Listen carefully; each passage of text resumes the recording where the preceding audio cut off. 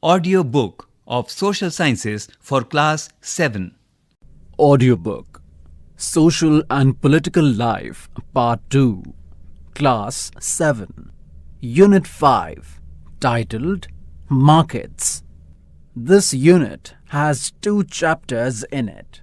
Chapter 7 titled Markets Around Us and Chapter 8 titled A Shirt in the Market. Chapter 7 titled Markets Around Us from page number 82 to 91. Now, let's listen to Chapter 7 titled Markets Around Us. Page number 81. Unit 5 titled Markets. Teacher's Note. These 2 chapters focus on aspects of life and commercial cycles associated with markets. While some of these processes may be visible and, therefore, easily observable, there are also others that are relatively unfamiliar. Chapter 7 discusses markets around us. At one level, we study different market sites: a weekly market, neighborhood shops, a shopping complex, etc. At another level, we explore the intricate questions. How do goods reach these markets? We examine how a chain of markets operates and the role of wholesale markets within this. Through the case study of a wholesale vegetable market, we usually associate market with marketplaces, but buying and selling takes place in diverse ways, and the chapter discusses how all of this falls within a larger understanding of markets. Chapter 8 looks at how markets offer people different opportunities. This is done through the story of a shirt and the chain of markets involved in the process, together with understanding each step of the manufacture and circulation of a shirt. We realize that some people stand to gain in the market transaction, whereas others do not gain as much, or none at all. The opportunities are highly unequal. Ways do exist, such as those of cooperative marketing, which can provide a better return to the producers. However, we need to find many more viable avenues for equitable distribution. These chapters offer an opportunity of bringing in the experience of local markets for discussion in the classroom. A visit to a wholesale market would be of interest and would allow the learner to find out the profit margins and details of daily earnings so that those inequalities can be directly examined. The experiences of markets are varied and also quite rich. Hence, one should allocate time for some questions, not addressed in the text, which students may wish to discuss. Page 82. Chapter 7 Markets Around Us. We go to the market to buy many things: vegetables, soap, toothpaste, masala, bread, rice, dal, clothes, notebooks, biscuits, etc. If we make a list of the goods that we purchase, it would be really long.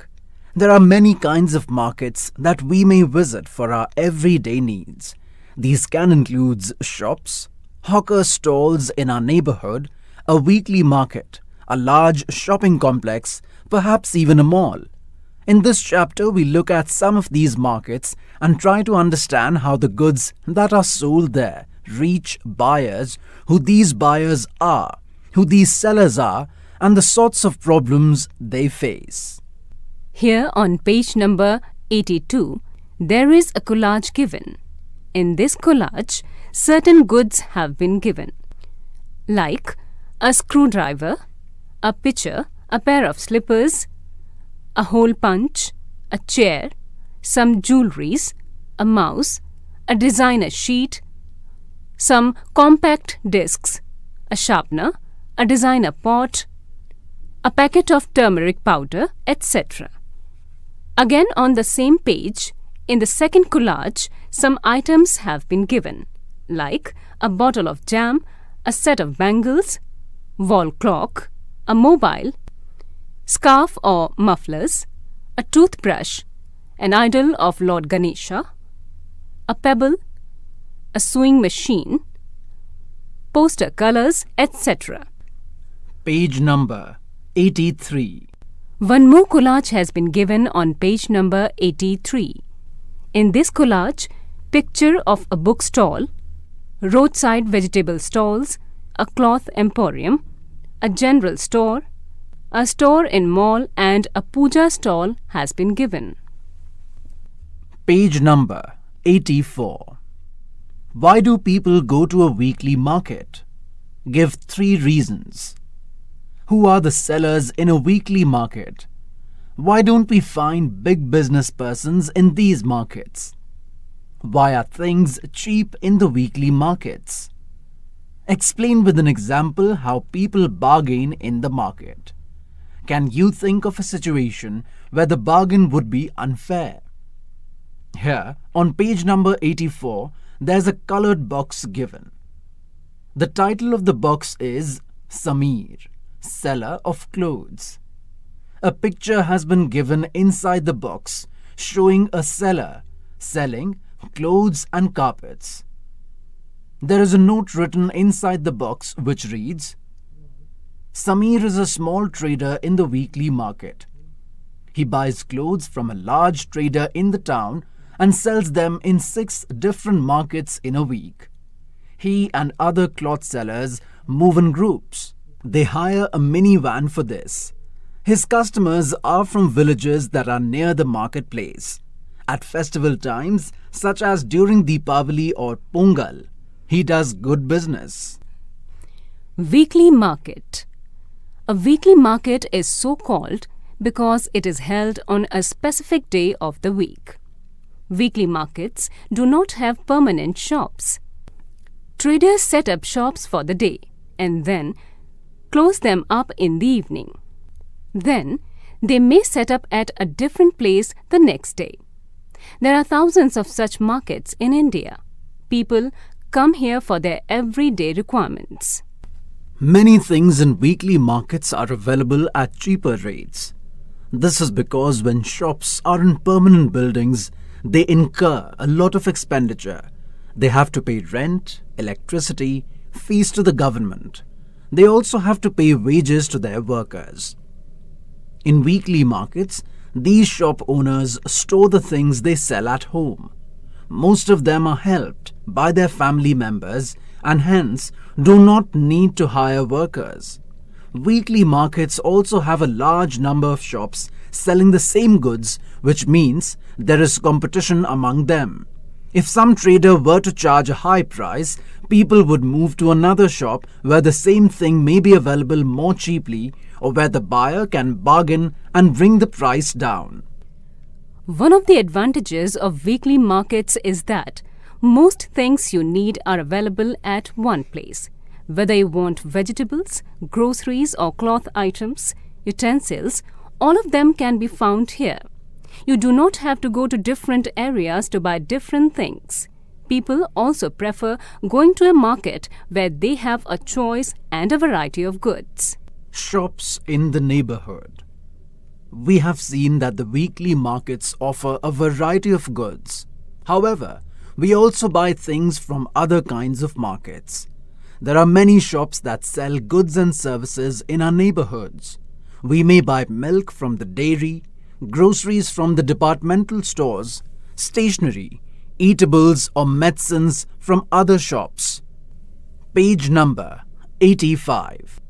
Many of these are permanent shops, while others are roadside stalls such as that of the vegetable hawker, the fruit vendor, the mechanic, etc. Here on page number 85, there is a colored box given. In this colored box, there is a diagram given. Here in this diagram, an old lady is there at the counter and 2 girls are buying products.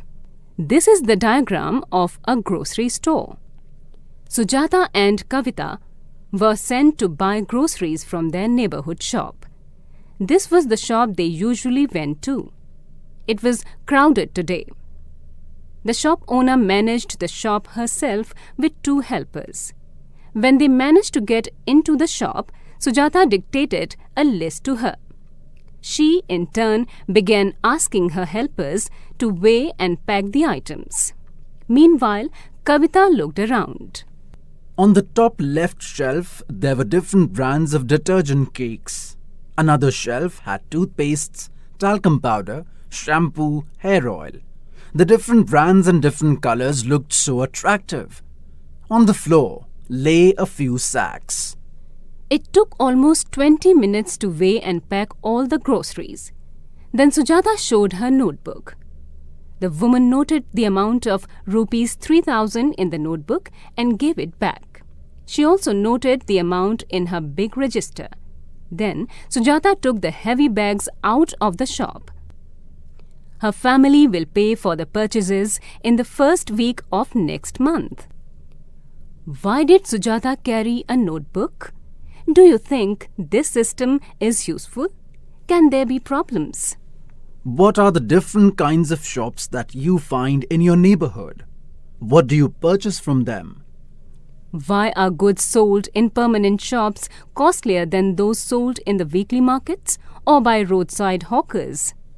Shops in the neighborhood are useful in many ways. They are near our home and we can go there on any day of the week. Usually, the buyer and seller know each other, and these shops also provide goods on credit. This means that you can pay for the purchases later, as we saw in Sujata's case, for example. Page number 86. You might have noticed that there are different kinds of sellers even in the neighborhood markets. Some of them have permanent shops and others sell their goods on the roadside. There is a colored box given here on page number 86. There is a diagram given inside this colored box which has 2 girls and 1 security guard in it. A write-up is written here in the colored box which reads, Anzal Mall is a 5-floor shopping complex. Kavita and Sujata were enjoying going up and down in the lift. It seemed as if it was made of glass and they were able to see outside as they went up. It was fascinating to see so many different kinds of shops such as the ice cream, burger, pizza and other food shops. Shops full of home appliances, footwear and leather items as well as bookshops. While wandering about on the 3rd floor, they entered a shop that was selling branded, ready-made clothes. The security guard looked at them as if he wanted to stop them, but he did not say anything. They looked at some dresses and then looked at the price tag. None of them was less than rupees 3,000, almost 5 times the weekly market price. Sujata whispered to Kavita, "I'll take you to another shop which has good quality ready-made clothes at more reasonable prices." Why do you think the guard wanted to stop Kavita and Sujata from entering the shop? What would you say if someone stops you from entering a shop in a market? Shopping complexes and malls. So far we have seen 2 kinds of marketplaces, weekly markets and markets in our neighborhood. There are other markets in the urban area that have many shops, popularly called shopping complexes. These days in many urban areas, you also have large multi-storied air-conditioned buildings with shops on different floors, known as malls. In these urban markets, you get both branded and non-branded goods, as you have read in the chapter on advertising. Branded goods are expensive, often promoted by advertising and claims of better quality. Page number 87. The companies producing these products sell them through shops in large urban markets and at times through special showrooms. As compared to non-branded goods, fewer people can afford to buy branded ones. Why do people not bargain in shops located in malls, whereas they bargain in weekly markets? How do you think your neighborhood shop gets its goods? find out and explain with some examples. Why is a wholesale trader necessary? Chain of markets. In the previous section, you have read about different markets from where we buy goods. From where do you think shop owners procure their goods? Goods are produced in factories, on farms, and in homes. However, we don't buy directly from the factory or from the farm. Nor would the producers be interested in selling us small quantities such as 1 kilo of vegetables or 1 plastic mug.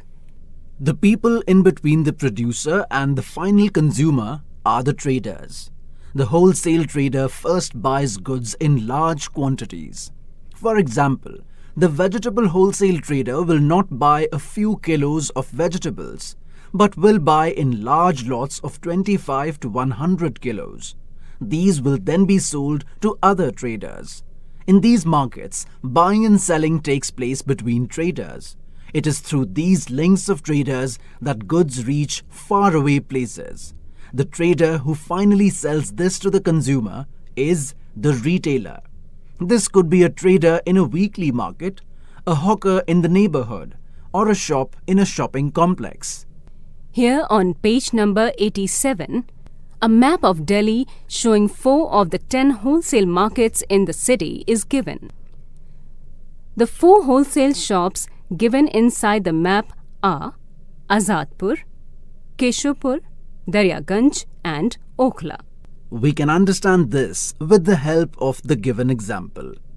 Every city has areas for wholesale markets.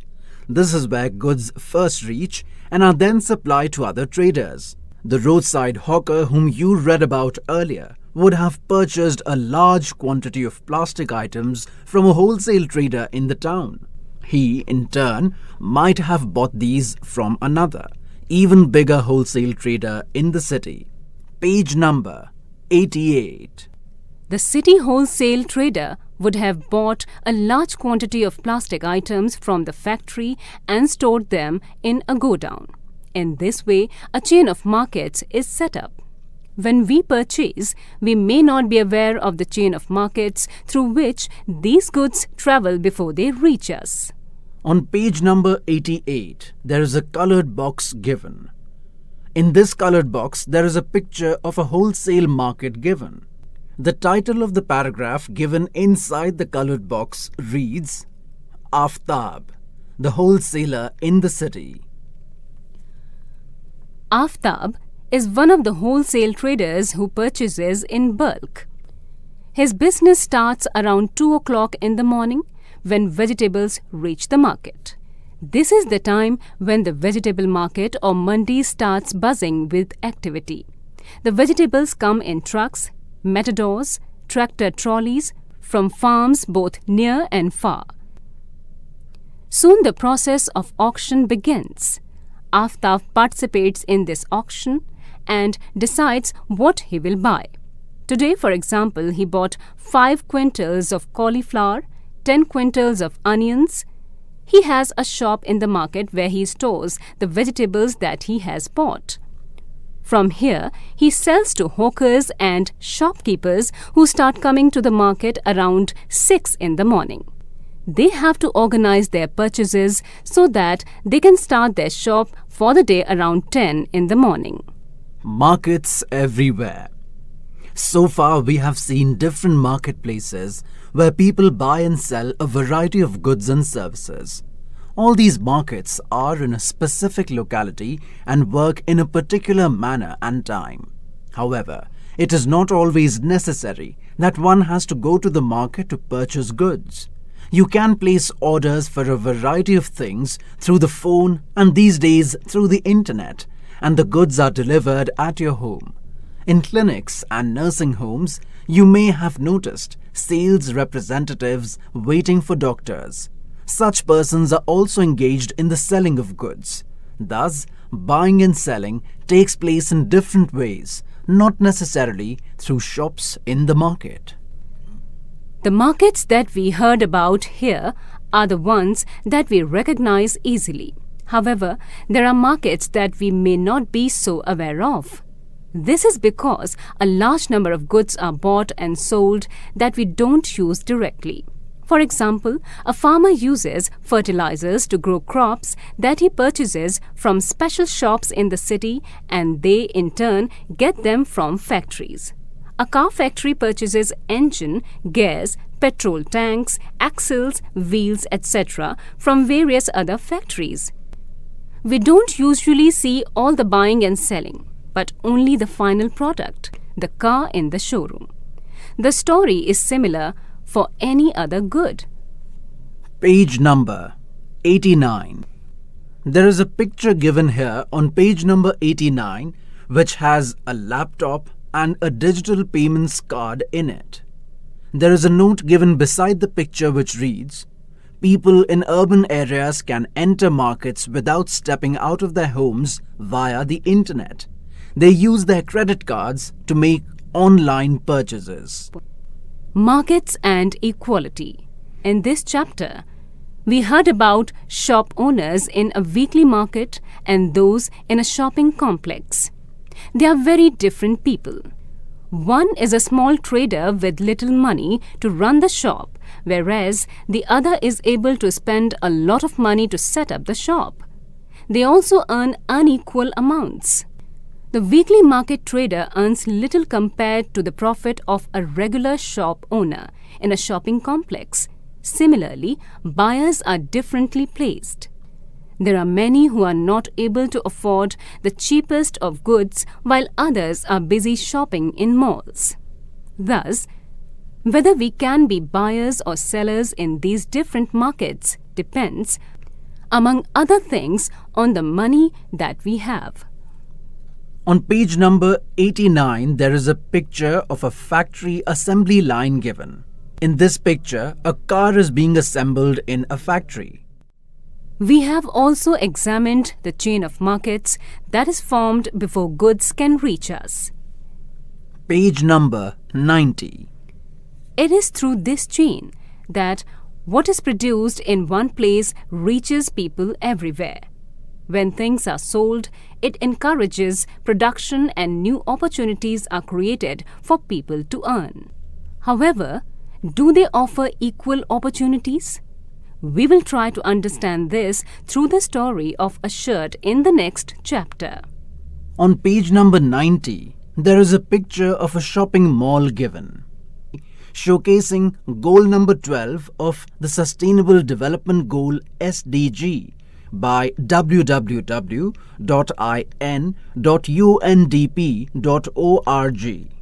On the picture, it is written, "Responsible Consumption and Production." Page number 91. Exercises. 1. In what ways is a hawker different from a shop owner? 2. Compare and contrast a weekly market and a shopping complex in the table given here. There is a table given here on page number 91 beside question number 2. This table has 5 columns in it. The title of the columns are Market, Weekly Market and Shopping Complex. The other columns read Kind of goods sold, Prices of goods, Sellers and Buyers. You have to fill these blank spaces to compare and contrast between a weekly market and a shopping complex. 3. Explain how a chain of markets is formed. What purpose does it serve? 4. All persons have equal rights to visit any shop in a marketplace. Do you think this is true of shops with expensive products? Explain with examples. 5. Buying and selling can take place without going to a marketplace. Explain this statement with the help of examples. Glossary. Weekly markets. These markets are not daily markets but are to be found at a particular place on 1 or maybe 2 days of the week. These markets most often sell everything that a household needs, ranging from vegetables to clothes to utensils. Mall. This is an enclosed shopping space. This is usually a large building with many floors that has shops, restaurants, and at times even a cinema theatre. These shops most often sell branded products. Wholesale. This refers to buying and selling in large quantities.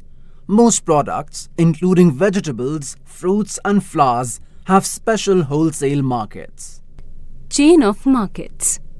A series of markets that are connected like links in a chain because products pass from one market to another. You were just listening to chapter number 7, titled Markets Around Us. With it, chapter 7 of total 9 chapters ends here. Narrators Shalini Singh and Vaibhav Srivastav. You were just listening to this audiobook.